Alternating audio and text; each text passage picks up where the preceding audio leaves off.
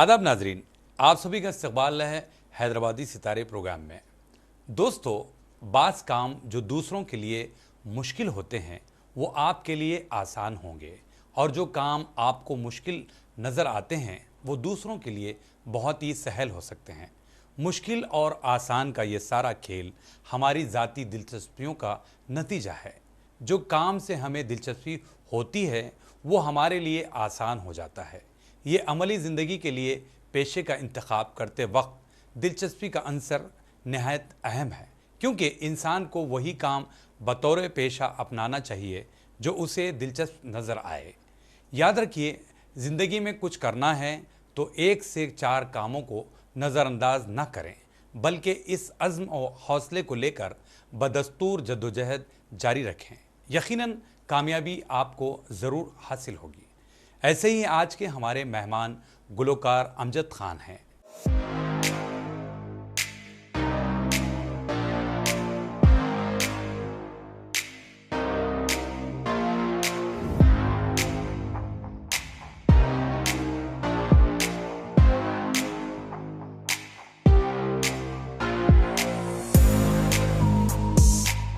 जिन्होंने अपनी आवाज़ के ज़रिए शायकीन मौसीकी का दिल जीता है। मुल्क व बैरून मुल्क इन्होंने अपने बेहतरीन परफॉर्मेंस की बिना पर लाखों शायकीन मौसीकी को दीवाना बनाया।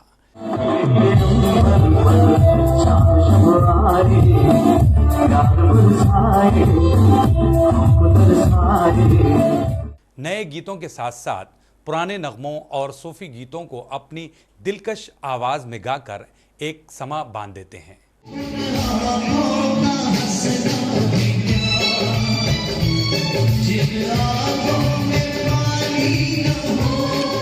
बॉलीवुड नंबर्स हो या फिर गैर फिल्मी संगीत, अपनी आवाज़ से एक नई इबारत लिखने की जस्तजू का नाम अमजद खान है। तो आइए मुलाकात करते हैं और जानते हैं इनके कैरियर की दास्तान।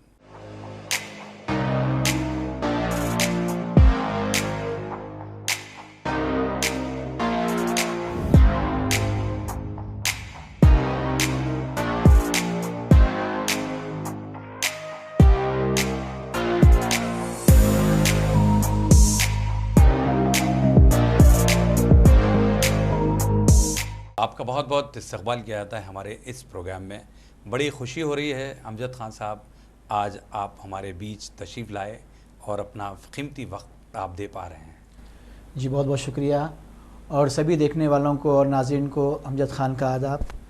और मैं साथ ही साथ सियासत टीवी का भी शुक्रिया अदा करता हूँ जिन्होंने मुझे इनवाइट किया। Thank you so much. किस तरह आपके कैरियर की शुरुआत हुई, आप वो ज़रूर हमें बताइए। ये मैं रेडियो पर और टेलीविज़न पर गाने सुनता था। रफ़ी साहब के उस दौर में बहुत अच्छे अच्छे गीत हुआ करते थे, तो मुझे दिल को छूते थे और मैं साथ में गाता था गीत, तो गुनगुनाता था, लोग पसंद करते थे। तो ऐसे ही मेरी कैरियर की शुरुआत हुई, और फिर मैंने एक बार स्टेज पर गाया, बहुत लोगों को पसंद आया, तो उसमें ऐसे ही चलते मैंने अपने कैरियर को मतलब स्टार्ट किया एक गाने से। उसके बाद फिर मुझे शोज़ मिलने लगे, मेरी आवाज़ को लोगों ने पसंद किया, मुझे शोज़ मिलने लगे और मैं आगे बढ़ता गया। अमजद खान, वो कौन से फैक्टर रहे हों जिसके ज़रिए आपको फ़न गुलकारी की तरफ आप राग़िब हुए? फैक्टर्स, मेरा इंटरेस्ट था म्यूज़िक में, और मुझे सैड सॉन्ग्स बहुत पसंद आते थे। मैं बहुत गुनगुनाता था सैड सॉन्ग्स को, और मेरा इंटरेस्ट बढ़ने लगा गाने में। उसके जो अल्फाज है, लिरिक्स है, म्यूज़िक है, मैं उसमें खो जाता था। तो और साथ में गाता था, तो लोग पसंद करते थे। लोग बोलते थे कि आपकी आवाज़ अच्छी है, आप क्यों नहीं ट्राई करते गाने में, क्यों नहीं ट्राई करते, आप गाइए, आपको लोग पसंद करेंगे, आपका नाम होगा, आप मकबूल होंगे। लोग पसंद करते थे, इसीलिए मैंने शुरू किया। अल्हम्दुलिल्लाह थोड़ा बहुत नाम हुआ, थोड़ा बहुत लोग पहचानने लगे हैदराबाद में। तो वो कौन सा पहले गीत आपने गुनगुनाया होगा या स्टेज पर आपने शेयर किया होगा, वो गीत हमारे ऑडियंस के लिए पहले गुनगुना दीजिए। सबसे पहला गीत मैंने स्टेज पर गाया था गांधी भवन। उसमें गज़ल फिल्म का गीत, बहुत ही मकबूल गीत हुआ था, रंग और नूर की बारात किसे पेश करूं। जी, साहिर लुधियानवी साहब की बहुत अच्छी लिरिक्स है, मदन मोहन साहब का संगीत है, बहुत अच्छा ये गाना बनाया गया था, उस ज़माने का बहुत ही हिट गाना था, तो मुझे बहुत पसंद था। तो पहला अपनी करियर का सबसे पहला गाना मेरा रंगों नूर की बाराती है। तो लाया हूँ फूलों की जगह तेरे सहरे की, तेरे सहरे की ये सौगात किसे पेश करूं, ये मुरादों की हंसी रात किसे पेश करूं, किसे पेश करूं। Thank you. क्या बात है, वाह, बहुत ज़बरदस्त। Thank you. रफ़ी साहब का one of the favourite song मेरा भी है और बहुत सारी ऑडियंस भी पसंद करती है। मतलब इस गीत के ज़रिए आपने करियर की शुरुआत की जी जी। और फिर आगे बढ़ते ही गए आप। हम जो देखते हैं आप फ़न गुलकारी से पहले आपको जॉब वगैरह भी करते थे। जी हाँ, मैंने कंप्यूटर्स किया था, डिप्लोमा इन सॉफ्टवेयर इंजीनियरिंग किया था मैंने। तो उस सिलसिले में मुझे जॉब मिली थी कंप्यूटर ऑपरेटर की, तो मैं वो जॉब करता था पहले। अच्छा जी। लेकिन आपकी आवाज़ लोगों ने पसंद की, उसके बाद फिर आप फ़न गुलकारी से वाबस्ता हुए। जी जी जी जी। अच्छा अमजद खान साहब, एक सवाल यहाँ पर जुड़ता है, इतने बदलते हुए माहौल में एक सिंगर के लिए सेटिस्फैक्शन हासिल कर पाना, अपना बेस्ट दे पाना, कितना आपने किया, अपने तजुर्बे से बताइए। जी, मैंने स्टार्ट तो किया सिंगिंग, बहुत बहुत मुश्किल दौर से गुजरना पड़ा, बहुत मेहनत लगी इसमें, इस फील्ड में आने के लिए। मैं ऑलरेडी जॉब करता था, जैसा आपको अभी मैंने बताया, लेकिन इस फील्ड के लिए बहुत स्ट्रगल है, ये आसान नहीं है। ये जो इंटरटेनमेंट फील्ड है, पब्लिक को इंटरटेन करना, उनको खुश करना बहुत मुश्किल काम है, और अपनी आवाज़ से लोगों को मुतासिर करना, ये भी बहुत मुश्किल काम है। तो मुझे बहुत स्ट्रगल करना पड़ा इस फील्ड में आने के लिए। आज उतने मतलब मुझे सालों लग गए, 10 साल 20 साल लग गए अपने आप को इस्टेब्लिश करने में इस फील्ड में। इस रास्ते में बहुत मुश्किलें आई, बहुत फेस करना पड़ा, बट मेरा इंटरेस्ट था, मेरा शौक़ था, मैं लगा रहा पीछे, मैंने हार नहीं मानी। तो आज थोड़ा बहुत नाम हुआ है मेरा, अल्हम्दुलिल्लाह। और साथ ही साथ वो जो कैरियर, मैं कंप्यूटर्स का कैरियर, उसमें सिक्योरिटी थी, उसमें मतलब आपको मंथली पे था, आपको अपना जॉब था, एक सीधी ज़िंदगी थी, मतलब सुबह जाना ऑफिस और शाम को वापस आ जाना, सेम डेली का वही काम था मेरा, रूटीन वर्क वही था। लेकिन कंपैरिजन किया जाए, अगर आप इसमें कंपैरिजन किया जाए, तो इसमें क्या है, थोड़ा सा अलग अलग शोज़, अलग अलग मुकाम, अलग अलग लोग मिलते हैं और लोगों को खुश करते हैं, इंजॉय करते हैं, ख़ुद भी इंजॉय करते हैं, क्योंकि एक्चुअली ये मेरा पैशन है, गाना, इसमें शौक़ है। अब वो मैं काम करता था, लेकिन उसमें ज़्यादा इंटरेस्ट नहीं था मेरा, इसमें ज़्यादा इंटरेस्ट है मेरा, इसीलिए मुझे ये काम पसंद था। तो फिर जब मैं सुबह सुबह कंप्यूटर स्क्रीन पे आके बैठता था, रात भर जगना पड़ता है फील्ड में, कैसे शोज़ लेट नाइट होते हैं फील्ड में, रात भर जगना पड़ता है, तो सुबह जाके वो जॉब करना, फिर शाम में ये काम करना, दोनों को हैंडल करना मुश्किल हो रहा था, इसीलिए मैं वो काम छोड़ के इसको ही मैंने फुल टाइम प्रोफेशन कर लिया अपना।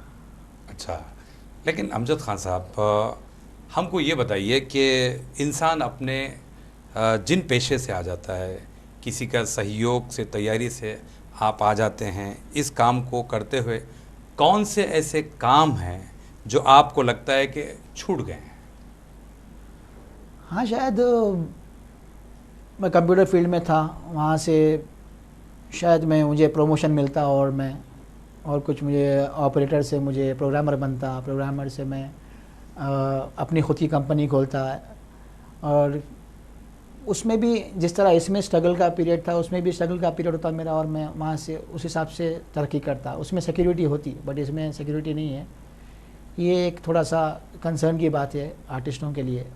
हर कलाकार की मंजिल प्लेबैक होती है, आखिरी हद जो होती है, एक सिंगर की हद है प्लेबैक सिंगिंग, वैसे इसमें क्या है, बिज़नेस में जो है आप हद नहीं है उसमें, जितना आप अपना दिमाग लगाएंगे, जितनी मेहनत करेंगे आप, उतना आपको जो है उसमें तरक्की मिलेगी। बट मेरा इंटरेस्ट की बात है, इंटरेस्ट मुझे उसमें नहीं था, मुझे इसमें इंटरेस्ट था, मैं इसमें आया। लाइफ इनसिक्योर है, लेकिन मैं खुश हूँ, हैप्पी हूँ अल्हम्दुलिल्लाह। नहीं, कभी कभी आपको लगता होगा जब ऑफ सीजन में आपके प्रोग्राम्स नहीं होते हैं, उमूमन ऐसा होता है, जी जी। तो कहीं ना कहीं आपको कंप्यूटर की लाइन याद आती होगी कि काश मैं यहाँ होता तो मैं इस टारगेट को पूरा करता, या फिर मैं सेटिस्फाई होता। ऐसी कुछ चीज़ें आपके जहन में पलती होगी। सही है। जो जो ख़ानदानी कलाकार होते हैं, जो जिनका ख़ानदानी पेशा होता है गाना बजाना, तो उनको अपॉर्चुनिटीज़ मिलते हैं, उनको ट्रेन किया जाता है इस चीज़ के लिए, और उनको बचपन से सिखाया जाता है म्यूज़िक, और बाद में उनको मौका मिलता है, वो लोग अच्छा परफॉर्म करते हैं। जो गॉड गिफ्टेड होते हैं, जिनके ख़ानदान में, मेरे ख़ानदान में कोई सिंगर नहीं है, कोई परफॉर्मर नहीं है, मैं पहला हूँ जिसने ये प्रोफेशन चूज़ किया है, और मुझे शौक़ था, मुझे इंटरेस्ट है इसमें तो उन लोगों को क्या है, ट्रेन किया जाता है। और चैनल में वो लोग, आजकल आप तो रियलिटी शोज़ देख रहे हैं, तो बचपन से ट्रेन किया जाता है उनको, और उनको एक प्लेटफॉर्म दिया जाता है, और प्लेटफॉर्म के बाद उन्हें एक मंजिल मिलती है जिसमें उनको अच्छा पे किया जाता है। वो जो शोज़ करते हैं, एक एक शोज़ के लाखों में उनका पेमेंट होता है। तो जॉब में इतना सब नहीं मिलता। आप जॉब करेंगे तो इतना सब आपको पे स्केल नहीं मिलेंगे। एक एक शो में आपको लाख लाख 2 लाख। मैं भी सिंगर के साथ साथ ऑर्गेनाइजिंग भी करता हूँ मैं, तो मैं भी जब बाहर से आर्टिस्ट बुलाता हूँ, तो किसी का पेमेंट 5-5 लाख है, किसी का 2 लाख है, मतलब अच्छा पे मिलता है, महीने को अच्छा कमा लेते हैं लोग। तो उस हिसाब से हमारे पास यहाँ जो मैं पहले, अब जैसा आपने पूछा कि पहले जब मैंने शुरुआत की थी, तो मैं सोचता था कि खास अरे क्यों भाई, मैं कंप्यूटर लाइन में कर लेना था, ये बहुत मुश्किल चीज़ें हैं। लेकिन अब एक सालों के बाद, 20 साल हो रहे हैं मुझे आते आते इस फील्ड में, अब थोड़ा सा मैं अच्छा पेमेंट लेता हूँ, अच्छा मेरा पे स्केल अच्छा है, और मैंने सेविंग्स भी कर रखी है अपनी, तो थोड़ा सा सिक्योर कर लिया है अपने आप को मैंने। तो खैर अभी खुश हूँ अल्हम्दुलिल्लाह। लेकिन फिर भी जो है, नए आर्टिस्ट के लिए बहुत मुश्किल चीज़ है ये। अगर मैं चाहता हूँ कि मैं अपने व्यूअर्स को भी बताना चाहता हूँ कि जो लोग पहले एजुकेशन पे इम्पोर्टेंस दें, और उसके बाद अपने करियर पे इम्पोर्टेंस दें, इसको एक हॉबी रखें इस चीज़ को, और चलो अच्छा है वो भी आपका कैरियर बन जाए, और साथ साथ आप यहाँ प्लेबैक सिंगर बन जाए, इससे बड़ी बात, बहुत अच्छी बात है, खुशी की बात है। तो अपने कैरियर को छोड़ के बस इसमें पूरा ना अपने आप को आप इसमें इन्वॉल्व मत करें, साथ साथ हॉबी नहीं, लेकिन अमजद खान साहब, आपने दोहरा रवैया इख्तियार किया है जी। अभी पहले तो आप ये बताते हैं हमें कि भाई स्टेज से काफ़ी अच्छा पेमेंट मिलता है जी तो मुझे कंप्यूटर की वो लाइन या वो जॉब याद नहीं आती है। जी। फिर आप ऑडियंस को ये चीज़ें आप शेयर कर रहे हैं कि भाई आप तालीम पर तवज्जो दें, इसको कैरियर बनाने से पहले सोचें, जी। तो ये क्या है? दो रुख की बात जो मैंने की है आपके साथ, कि बहुत मुश्किल है, बहुत आसान नहीं है ये चीज़ में। अगर आएंगे तो मतलब ये रिस्क है, एक आप रिस्क ले रहे हो, एक प्रोफेशनल बनने के लिए एक रिस्क है, इसमें मेहनत है, आप इसमें करना है। वो क्या, एजुकेशन में आपका कैरियर है, आपको मिल जाएगा, जॉब मिल जाएगा, आप अच्छा, आपके मेरिट्स के ऊपर आपको जितना आपको चाहे आप तरक्की कर सकते हैं। बट इसमें क्या है, there are lakhs of people in this entertainment industry. इसमें उन लोगों में से होते हुए आपको प्रूव करके आगे बढ़ना है, एक रास्ता बनाना है। हर किसी को ये रास्ता आसानी से नहीं मिलता। इसलिए मेरा बोलना है कि पहले कैरियर पे आप इम्पोर्टेंस करें, क्योंकि वो आप सेट रहेंगे। और म्यूज़िक में भी क्या है कि हमारे जैसे ये फील्ड है, बॉलीवुड फील्ड है, एंटरटेनमेंट फील्ड है, यहाँ पर थोड़ा सा फ्रीनेस है। तो आपके जो है रिश्ते नाते, जो आपकी जो वेडिंग शादी है आपकी, तो पहले आपको पूछा जाता है कि आप क्या करते हो, आप क्या करते हो। तो आप एक डॉक्टर है, आप एक इंजीनियर है, तो आपको आसानी से आपका रिश्ता हो जाता है। मतलब जब आर्टिस्ट हैं तो लोग सोचते हैं कि हमारे प्रोफेशन में कि मतलब लड़की देने के लिए, हाँ, रिश्ता आने के लिए काफ़ी एक मसाइल पैदा होते हैं। आप पहले अपने आप प्रोफेशन को रखेंगे, डॉक्टर इंजीनियर कुछ भी रहेंगे, तो आपको आसानी से हो जाता है। बट ये हॉबी रखेंगे तो उसको अच्छी बात है, लेकिन हर कोई तरक्की नहीं कर सकता इस फील्ड में। वो कुछ किस्मत वाले, स्टार किसको बोलते हैं आप? स्टार मतलब आसमान पे रहता है, और हर कोई स्टार नहीं बन सकता, ये बात नहीं। लेकिन अमजद खान साहब, आप का कहना यह है कि अपने आप को प्रूफ या प्रोफेशनल लेवल पर आप वहाँ तक नाम कमाएं, तभी आपको वो पेमेंट मिलेगा, जी। उतना नाम जब होगा। जी, हाँ? जी, जी। और साथ साथ जी। अगर आप इस फील्ड से जुड़ रहे हैं, यानी सिंगिंग लाइन से, जी। या आर्टिस्ट बन रहे हैं, जी। तो शादी में रुकावट पैदा हो सकती है। हो सकती है। अब देखिए फील्ड में क्या है, बहुत सारा ओपन रहता है वहाँ परफॉर्म करना। अब जैसे हर कम्युनिटी की बात है। इसमें क्या है, हमको जो आर्टिस्ट होते हैं, जो लेडी आर्टिस्ट होते हैं, उसमें वो लोग क्या है परफॉर्मेंस के लिए जो अपने अपने ड्रेसिंग्स वगैरह है, तो बहुत फ्रीनेस है इस लाइन में, फ्रीनेस है। और कई आर्टिस्टों के साथ परफॉर्म करना पड़ता है, अलग अलग। कुछ लोग अच्छा समझते हैं, कुछ लोग कंफर्टेबल नहीं रहते, यही बात है बस। और आगे बढ़ने से पहले मैं चाहता हूँ कोई और गीत गुनगुना दें। मेरा और एक फेवरेट गीत है किशोर कुमार साहब का, आदमी जो कहता है आदमी जो सुनता है। जरूर बहुत ही सुना। अच्छा गाना है। कभी सोचता हूँ कि मैं कुछ कहूँ, कभी सोचता हूँ कि मैं चुप रहूं। आदमी जो कहता है आदमी जो सुनता है, जिंदगी भर वो सदाएं पीछा करती हैं। आदमी जो देता है आदमी जो लेता है, जिंदगी भर वो दुआएं पीछा करती हैं। क्या बात है। Thank you. वैसे अमजद खान साहब, बहुत अच्छा आप गा रहे हैं और बहुत अच्छी ऑडियंस भी मिलती है। जी। तो मैं एक सवाल यहाँ पर आपसे ज़रूर जानना चाहूँगा कि आप एक तवील अरसे से स्टेज शोज़, स्टेज प्रोग्राम्स कर रहे हैं, लेकिन हमें ये बताइए कि इस ज़माने के नगमों को और सामईन में आप क्या फ़र्क महसूस करते हैं?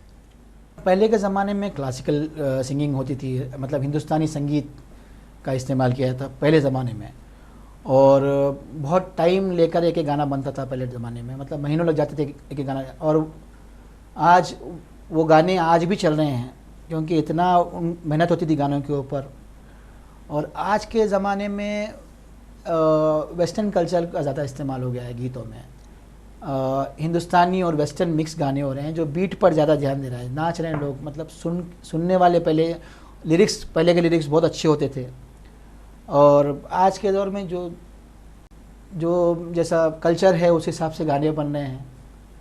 तो ये फ़र्क है। अब इंडो वेस्टर्न हो गया है आजकल। लोग वेस्टर्न कंट्रीज़ के म्यूज़िक को इंडियन म्यूज़िक में मिलाकर इस्तेमाल कर रहे हैं, तो उसमें ज़्यादा बीट्स हैं। पहले ज़माने में क्या था कि लिरिक्स पर ध्यान देते थे, हिंदुस्तानी संगीत पे ध्यान देते थे, तबला वबला जो क्लासिकल, उसमें बहुत अच्छा मज़ा आता था, रूदारी होती थी गानों में। आजकल क्या है, बस माहौल के हिसाब से, सिचुएशन के हिसाब से गाने बन रहे हैं। फिर ऑडियंस की बात अगर हम करें, वही वेस्टर्नाइज हो गया है कल्चर। लोग नाच रहे हैं, कूद रहे हैं। पहले जैसे गाने बनते थे, आज वैसे गाने नहीं बन रहे हैं। कुछ कुछ गाने ऐसे नहीं कि बिल्कुल नहीं बन रहे हैं, कुछ गाने अच्छे बन रहे हैं, लेकिन ज़्यादातर गाने तो है। लेकिन ऑडियंस के बारे में आपका क्या ख्याल है? उस ज़माने की ऑडियंस में आज की ऑडियंस में क्या फ़र्क महसूस आप कर सकते हैं? ऑडियंस, पहले के ज़माने की ऑडियंस, वही बता रहा हूँ ना मैं आपको, बहुत कम हो गया है आजकल सुनकार लोग। पहले ऐसे सुनकार भी नहीं रहे, पहले ऐसे फनकार भी बहुत कम हो गए हैं। तो ऑडियंस ज़्यादा, आजकल ऑडियंस ज़्यादा बीट पसंद कर रही है गानों में, डांस वांस वो ये सब चल रहा है। पहले की ऑडियंस लिरिक्स पे ध्यान देती थी, और गाने पे ध्यान देती थी, आवाज़ पे ध्यान देती थी। सब एक से एक बढ़कर एक नहीं, सुनकार थे। लेकिन एक चीज़ यहाँ पर मैं आपको रोकना चाहूँगा कि आपने बताया कि वेस्टर्न बीट को बहुत ज़्यादा लोग पसंद कर रहे हैं, लेकिन सूफ़ी म्यूज़िक का भी चलन आम होता जा रहा है। जिस तरह अरिजीत हमारे पास है, फिर आप राहत साहब को सुनते हैं, या बहुत सारे ऐसे सूफ़ी गुलकार भी इंडस्ट्री में से जुड़ रहे हैं, और बहुत सारे इनके गाने हिट हो रहे हैं, सूफ़ी म्यूज़िक भी हिट हो रहा है। इस बारे में आपका क्या कहना है?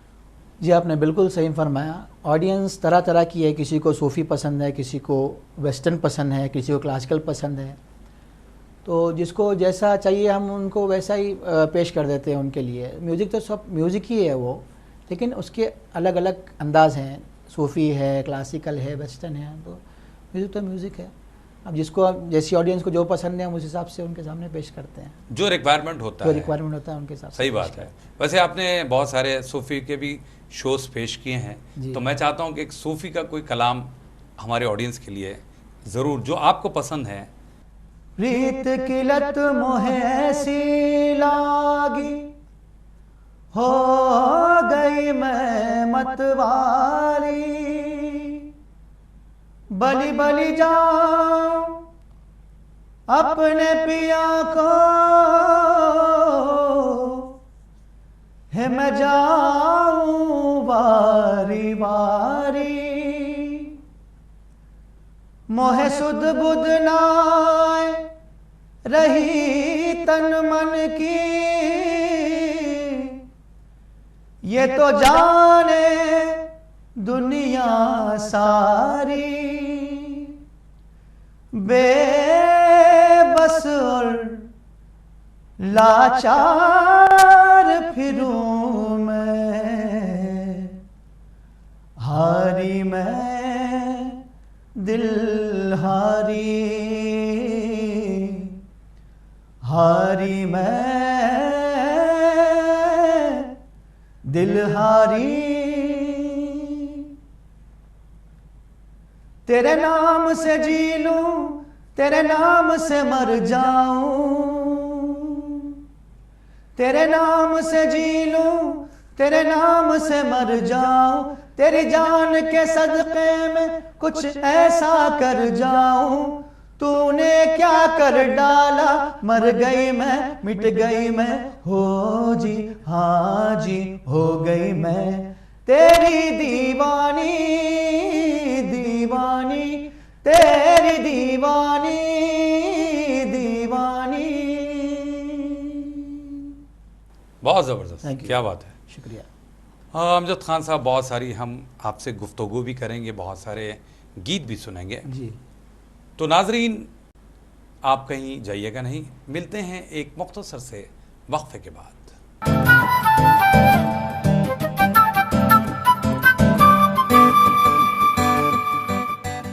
नाजरीन, सियासत टीवी की ताज़ा तरीन खबरें, मुशायरे, मजहबी प्रोग्राम्स और दीगर तफरीही प्रोग्राम्स देखने के लिए आप हमारा मोबाइल ऐप प्ले स्टोर से डाउनलोड कर सकते हैं। इसके अलावा यूट्यूब और फेसबुक पर आप सियासत टीवी का रास्त टेलीकास्ट भी देख सकते हैं। यूट्यूब पर सियासत टीवी सब्सक्राइब करें और बेल आइकॉन पर क्लिक करें ताकि नए वीडियोस आप तक फौरी तौर पर पहुंच सकें।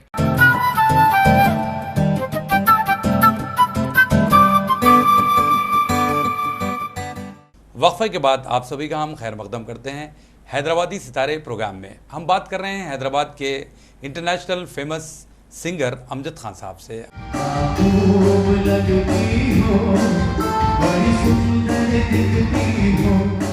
हमने जाना कैरियर की इब्तदाई दौर की बातें। अभी हम ये ज़रूर जानना चाहेंगे कि भाई एक गुलकार के लिए दौर हाजिर में आवाज़ के साथ साथ फिज़िकल अपीयरेंस का होना कितना ज़रूरी है?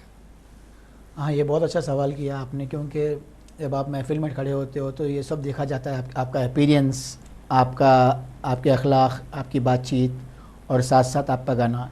50% आपको ड्रेसिंग अखलाक चाहिए और 50% आपका गाना। ये कॉम्बिनेशन अगर रहेगा तो आर्टिस्ट सक्सेस माना जाता है, तरक्की कर सकता है, अच्छा आगे बढ़ सकता है आर्टिस्ट। आवाज़ ही होना ज़रूरी नहीं है, साथ साथ अपीयरेंस भी होना चाहिए, उनका कपड़े वगैरह भी देख, हर चीज़ में टिप उनका टॉप होना चाहिए। लिबास भी अहमियत का हामिल हो गया है। अहमियत, हाँ बिल्कुल, टिप टॉप रहना चाहिए। लेकिन अमजद खान साहब, पहले के दौर में सिर्फ गुलकारी देखी जाती थी, आवाज़ देखी जाती थी, लेकिन आपका कहना है कि आजकल जो है ड्रेसिंग भी देखी जा रही है। आप किस तरह अप्रोच होते हैं, अब ऑडियंस के साथ किस तरीके से आपकी बातचीत होती है? प्लेबैक सिंगिंग में स्टूडियो में काउंट नहीं होता है, लेकिन जब आप स्टेज पे आते हैं तो आपकी ड्रेसिंग वगैरह सब चीज़ काउंट होती है। एडवांटेज है, एडेड एडवांटेज है वो आपके साथ। अब प्लेबैक सिंगर जैसे रफ़ी साहब है, रफ़ी साहब तो रफ़ी साहब हैं, स्टेज पे आ गए तो भी रफ़ी साहब है, लेकिन रफ़ी साहब होते हुए भी रफ़ी साहब अच्छे कपड़े पहन के आएंगे स्टेज पर, क्योंकि उनको पता है कि हर चीज़ में इंसान नंबर 1 होना चाहिए। लोग देखें तो तारीफ़ होनी चाहिए, आवाज़ की भी तारीफ़ होनी चाहिए, क्योंकि वो एक रोल मॉडल है सबके लिए। वो क्या पहनते हैं, वो कैसे अपने आप को मेंटेन करते हैं, वो सब चीज़ मायने रखता है आर्टिस्ट के लिए। मैं आपसे ये जानना चाह रहा था कि भाई सेंट्रल ऑफ अट्रैक्शन जी यानी स्टेज पर आप जब दिखते हैं जी तो कोई और नहीं दिखता, सही है। तो तब आपका लिबास सारी चीज़ें हर काउंट होती चीज़ें हैं। काउंट होती है। ज़रूरी है कि अपने आप को टिप टॉप रखना ज़रूरी है। बहुत बहुत अच्छी बात कही आपने। Thank you. अच्छा, सिंगर्स के लिए इलेक्ट्रॉनिक मीडिया या सोशल मीडिया आने से कितना फ़ायदा हुआ है? सोशल मीडिया आने से काफ़ी आसानी हो गई आर्टिस्ट के लिए। पहले ज़माने में बहुत मेहनत करनी पड़ती थी, बहुत जिद्दोजहद करनी पड़ती थी, लेकिन आज जब सोशल मीडिया आ गया है तो आप में अगर टैलेंट है तो आप झट से आप मंजिल पा सकते हैं, आप बिल्कुल। अपने आप को प्रूव कर सकते हैं। जैसे अभी हाल ही में रानू मंडल स्टेशन से मीडिया ने उनको कहाँ पहुंचा दिया। बेशक, तो सही बात। इसमें सोशल मीडिया से बहुत सपोर्ट है आर्टिस्ट को। नहीं, कहीं कहीं नुकसान भी लगता है अमजद खान साहब, क्योंकि देखिए सोशल मीडिया आने से अब बहुत सारे स्टेज शोज़ नहीं हो रहे हैं। इस बारे में आप क्या कहेंगे? क्योंकि बहुत सारे रियलिटी शोज़ आ गए हैं, एंटरटेनमेंट का बहुत सारा ख़जाना आपको टीवी के ज़रिए यानी घर बैठे आपको मिल रहा है, तो ऑडियंस जुड़ नहीं पा रही है, या फिर आप क्या कहते हैं? हाँ, पहले बहुत फ़र्क आया है इसमें, आपकी बात बिल्कुल सही है। जो थोड़ा सा इफेक्ट हुआ है, क्योंकि आजकल लाइव शोज़ आ रहे हैं टीवी पर, तो लोग वहीं बैठ के देख रहे हैं, थिएटर्स तक नहीं आ रहे हैं। ये थोड़ा सा फ़र्क पड़ा है आपकी बात पर। बट जिनको जो करना है वो अपने स्टेज प्रोग्राम्स कर रहे हैं। ऑडियंस थोड़ी पहले से ज़्यादा, पहले जितनी ऑडियंस इंटरेस्ट से आती थी वैसी इंटरेस्ट ऑडियंस में कम हुई, क्योंकि अब घर बैठे सब चीज़, इस एक ड्रॉबैक भी मान सकते हैं इस चीज़ को। बिल्कुल। तो मैं चाहता हूँ कि हमारी ऑडियंस के लिए कोई गाना आप सुना दें। मेरा और एक फेवरेट सॉन्ग है सोनू निगम का गाया हुआ, कल अच्छा। हो ना हो, इस फिल्म से। हाँ, तो मैं वो पेश करता हूँ आपके लिए। ज़रूर। हर घड़ी बदल रही है रूप जिंदगी, छाँव है कभी कभी है धूप जिंदगी, हर पल यहाँ जी भर जियो, जो है समा कल हो न हो। क्या बात है। Thank you. अच्छा, अमजद खान साहब, आज के इस मशीनी दौर में हर किस्म की तब्दीलियां हो चुकी हैं। -1 जिसे हम ट्रैक म्यूज़िक करोगे का चलन बहुत ज़्यादा चल रहा है, बहुत ज़्यादा आम हो गया है। इस बारे में आप क्या कहेंगे? लाइव बैंड पहले हुआ करता था, बाद में कराओके हो गया है। तो ये वेस्टर्न कंट्रीज़ में ज़्यादा लोग इसको फॉलो करते हैं। और साथ साथ जहाँ पर ज़्यादा कम ऑडियंस है, लिमिटेड स्पेस गैदरिंग्स हैं, उसमें आजकल माइनस ट्रैक कराओके शोज़ लोग ज़्यादा प्रीफर कर रहे हैं, क्योंकि इतने म्यूजिशियंस को लेके आना बहुत ज़्यादा स्पेस का मसला भी होता स्पेस है, का मसला होता है। लेकिन ऑडियंस कम होती है तो। कराओके में क्या है, आप लिमिटेड परफॉर्मेंस रहता है, आप मतलब कैसे बताऊँ आपको, एक लिमिट तक परफॉर्म कर सकते हैं। लेकिन लाइव बैंड में आप जो है मेडली गा सकते हैं और गाने को अपने हिसाब से अपने अंदाज में गा सकते हैं। ये फ़र्क है कराओके और लाइव बैंड सिंगिंग में। लेकिन बहुत ज़्यादा आम होता जा रहा है कराओके म्यूज़िक, ये जिसे हम -1 भी कहते हैं। जी जी, इसकी वजह क्या है? वही है कि बस स्पेस आपका जगह के ऊपर भी, और गैदरिंग के ऊपर छोटा मोटा फंक्शन है तो उसमें आप माइनस ट्रैक में भी आप चला सकते हैं। अच्छा, नहीं, लेकिन कहा यह जाता है कि अगर आप सुर के पक्के हैं, ताल में आपको नॉलेज है, या फिर आपकी टाइमिंग परफेक्ट हो, तो कराओके के ज़रिए आप परफॉर्मेंस कर सकते हैं, वरना नहीं। इस बारे में आप क्या कहेंगे? हाँ, ज़रूरी है, क्योंकि you have to be perfect. इसमें क्या है, म्यूज़िक वगैरह सब, बीट वगैरह कहाँ आपका म्यूज़िक स्टॉप है, स्टार्ट है, तो ये आपको सब जानना। सुर कौन सी पिच, कराओके में एक ही पिच होती है ओरिजिनल सॉन्ग की, उसमें आप नीचे, आजकल लोग आ गए हैं सॉफ्टवेयर नीचे ऊपर करने के, बट मैक्सिमम आपको वही पिच में गाना पड़ता है जो प्लेबैक सिंगर गाता है, उस पिच में आपको गाना पड़ता है। So you have to be very perfect, उसके लिए बहुत परफेक्ट चाहिए आपको। जब आप इतने परफेक्ट हैं तो मैं चाहता हूं कि वो गाना ज़रूर आजकल जो काफ़ी धूम मचा रहा है, आप भी बहुत ज़बरदस्त परफॉर्म करते हैं, वो आप ज़रूर सुनाएं। हाँ, जुबिन नौटियाल का आजकल जी, एक जी। फेमस सॉन्ग आया है, तो मैं वो सुना देता हूँ आपको। मैंने जब देखा था तुझको, रात भी वो याद है मुझको, तारे गिनते गिनते सो गया। दिल मेरा धड़का था कस के, कुछ कहा था तूने हंस के, मैं उसी पल तेरा हो गया। हाँ, आसमानों पे जो खुदा है, उससे मेरी यही दुआ है, चाँद ये हर रोज मैं देखूं तेरे साथ में। आँख उठी मोहब्बत ने अंगड़ाई ली, दिल का सौदा हुआ चांदनी रात में, हो तेरी नजरों ने कुछ ऐसा जादू किया, लुट गए हम तो पहली मुलाकात में, हो आँख उठी। Thank you. ये गाना बहुत ज़्यादा चल रहा है ना? हाँ, आजकल बहुत वायरल हुआ है, मिलियंस ऑफ व्यूज़ है इस गाने के। सही है। लेकिन कभी कभी आपको जो मुश्किलात पेश आती हैं, कोई नया गाना नया बिट लेकर आए, तो कब आपको मुश्किल पेश आती है?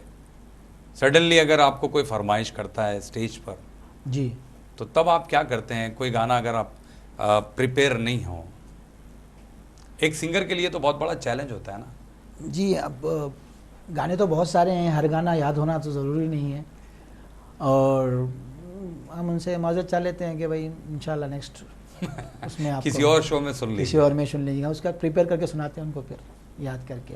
अब मुश्किल गाना ऐसा है, आप जितनी बार गाना सुनोगे, जितने अच्छे सुनकार आप होगे, उतने अच्छे फनकार आप होगे। सही है। ये चीज़ है, ज़्यादा सुनना चाहिए गाने को परफेक्ट करने के लिए। आपको जितना हो सके आप गाना सुने और उसको याद करें।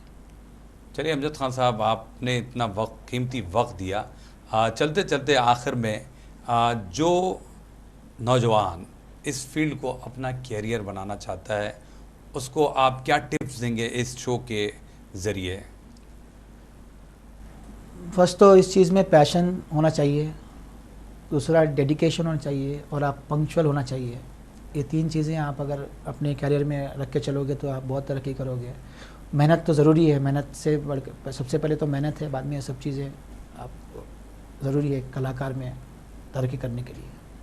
चलिए, ये मेरी एक सलाह है अपने आने वाली जनरेशन के लिए। चलिए, बहुत बहुत शुक्रिया आप आए, इतना वक्त दिया। Thank you very much. Thank you जानी भाई, थैंक यू। तो नाजरीन, आज के लिए इतना ही। ऐसे ही तामीदार सितारों का सिलसिला जारी रहेगा। आप अपने दोस्त और होस्ट KB जानी को इजाज़त दीजिए। अल्लाह हाफिज़।